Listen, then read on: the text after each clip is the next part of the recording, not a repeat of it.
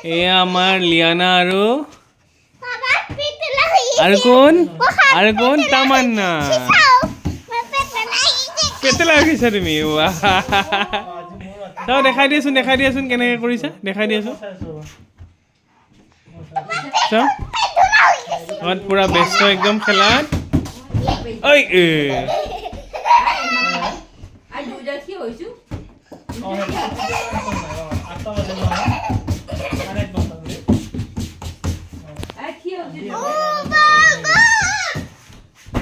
ৰিচা বাবা চাও আকৌ দি আছো